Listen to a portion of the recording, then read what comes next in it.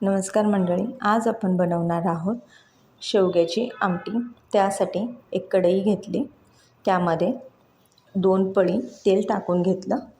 तेल गरम झाल्यानंतर त्याच्यामध्ये जिरे, मोहरी, कढीपत्ताची फोडणी टाकून दिली।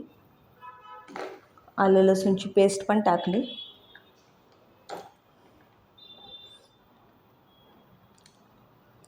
त्यानंतर कांदा, टमॅटो आणि खोबरं ह्याचे वाटण टाकून दिलं आणि हे चांगलं फिरवून घेतलं जोपर्यंत त्यामधलं पाणी आटत नाही तोपर्यंत। त्यानंतर त्याच्यामध्ये हळद, धना पावडर, जिरा पावडर,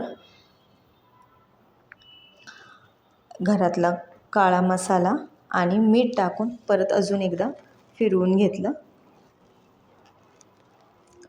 त्यानंतर शेवग्याच्या शेंगा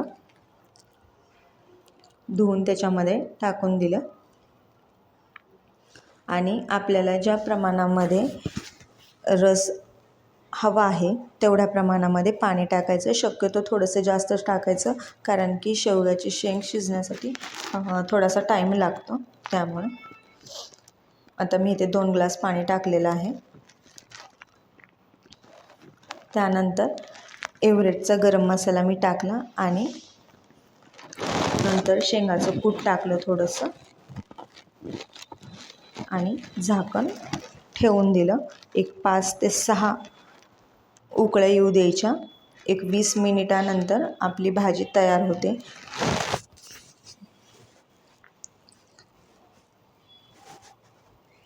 तुम्ही एकदा नक्की ट्राय करा, खूप छान लागते। बघू शकता आपला असा रस तयार झालेला आहे।